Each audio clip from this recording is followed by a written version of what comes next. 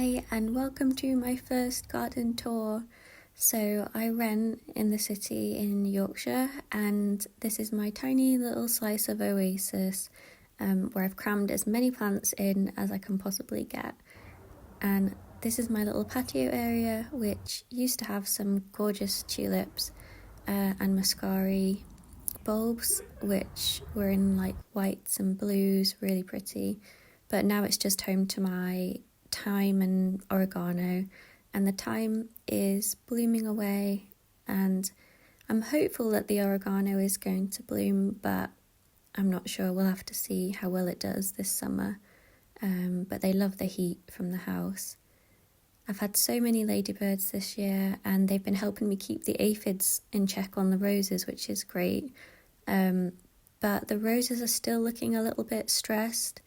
They smell gorgeous and they are flowering, but there are a few leaves turning yellow and a couple of the flowers are a bit malformed and I'm not sure what I'm doing wrong. It's my first time growing roses and they are in containers, so I'm just going to have to learn, I think. These forget-me-nots are from Sarah Raven and they've been so good. They've bridged the gap between, early spring, and the blue looked amazing against these pink tulips when they were in flower. This is probably my favourite flower in the garden right now, and it's called Geranium Sore. Couldn't get that out. And it was supposed to be a dark maroon burgundy, very moody colour, and instead it came out this light pink, which, because I bought it as when it's dormant, so it came out this light pink, and from what I can gather, it really must be a mutation. So yeah, I'm grateful for it because it still looks really pretty and the bees adore it. And I've got some oxeye daisies, which were part of a wildflower seed mix from 3 years ago that have just started to take over. But I don't mind because I really need something to fill that gap because the soil's not very good. There's a few Aliums which have survived from last year, and Aliums are another one of my favourites because the bees love them so much, and you can dry them too and they look great.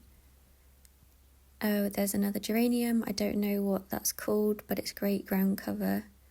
And of course the Welsh Poppies, which I'm always a bit not sure on orange, but then when these flower they're so bright and cheerful, I just love it. And Erigeron, which is it looks like a daisy, it's not a daisy.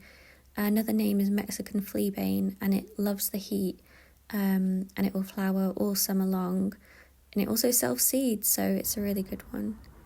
This is Herb Robert, and it's a wildflower, and yeah, it just came one day and I've let it stay.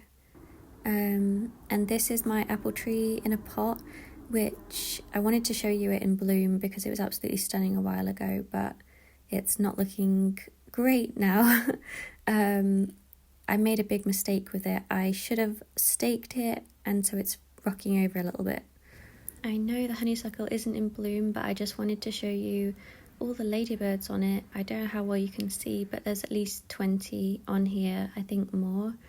And I really put that down to the wildlife gardening I've been doing. I don't cut back stems until, I only cut them back yesterday. So, and then I also have a log pile. Right now here I'm showing you the pond. So the barrel pond has been a real learning experience and a bit of a disaster, but I'm not giving up hope just yet. So I didn't need to put pond liner in it. It has already become watertight on its own, so that was just really pointless. I'm still going to save the pond liner in case we move and need to use it, and I don't want to waste it because it's plastic. But yeah, I did buy 3 pond plants to go in it. Hard rush, which is good for dragonflies to lay their eggs on. Marsh marigold, which should have yellow flowers, and a lily pad, which I can't remember the name of. Oh, fringe water lily, that was it. The lily pad's probably my favourite thing. But yeah, it's just not in the right spot, so it's growing loads of green algae, and it needs to be more in like partial sun because our garden gets so hot, the algae grows so quickly. So one of my jobs is to move this back a little bit, because the only place that gets any shade is at the back of the garden by the ivy and the plastic chairs, which I do one day want to replace with iron wrought chairs or something a bit prettier. So it needs to be further back towards the wall where it'll get a little bit of sunlight but not too much. I hope you'll tune in for my next garden tour in May. I'm really looking forward to it.